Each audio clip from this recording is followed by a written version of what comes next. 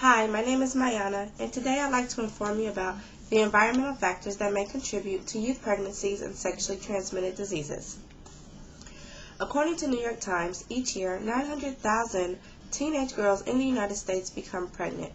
340,000 of these girls are under the age of 17, and the rates of STDs are higher among teens than adults. The statistics affect not only the family and communities of these teens, but also U.S. taxpayers, costing $29 billion annually on social services. This is why I want to discuss how sexual content on television and the lack of parental communication are contributing factors of youth pregnancy and STDs, and then I'd like to discuss ways to intervene. So how does sex on TV influence sexual behaviors of the youth? The American Academy of Pediatrics suggests that sex on television may contribute to advanced adolescent sex. New York Times says that because we already know that the media influences teen eating, drinking, smoking, and drug usage, it is certain that the sex on TV negatively influences adolescents. A Kaiser Family Foundation study found that 83% of programs popular among teens contained sexual content. Furthermore, the study found that only 1% of these shows emphasized the sexual risk and responsibilities. Growing Up Faster. A survey conducted in 2001 and 2002 showed that watching TV with sexual content artificially aged the children, meaning that the children behaved sexually as though they were older. Now I'd like to discuss the impact of parental sex education and communication. Professor Whitbeck of the University of Nebraska says that parents have the strongest effect on a teen's decision whether to have sex.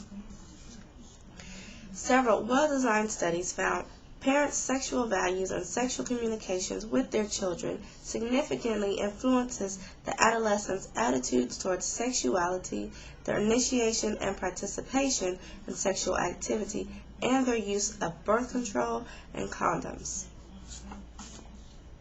However, some parents aren't aware that their child is sexually active, or they don't have the communication skills to effectively intervene.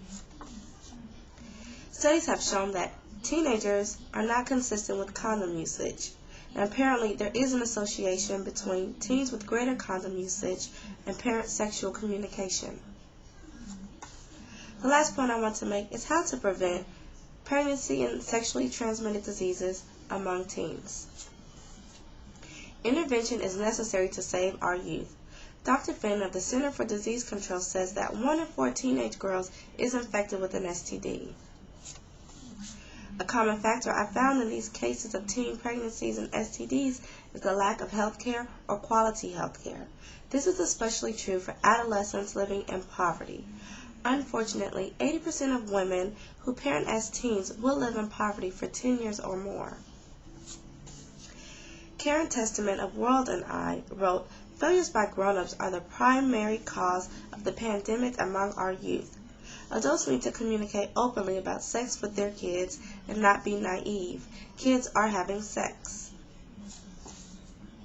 One of the greatest debates today is sex education, whether it should promote abstinence only or safe sex or both. The only thing wrong with teaching abstinence is that it's not working. I hope this speech has informed us all of the risk our youth face if we continue to sweep this issue under the rug. A couple of the contributing factors to teen pregnancy and sexually transmitted diseases, although there are more, are sexual content on TV and the lack of parental sexual communication. Parents and other adults need to intervene with urgency in order to prevent future instances. It is clear that prevention starts at home. However, these statistics affect the entire nation. It is time for communities to come together and get involved if we want the spread of sexually transmitted diseases and teen pregnancies to come to a halt. Thank you.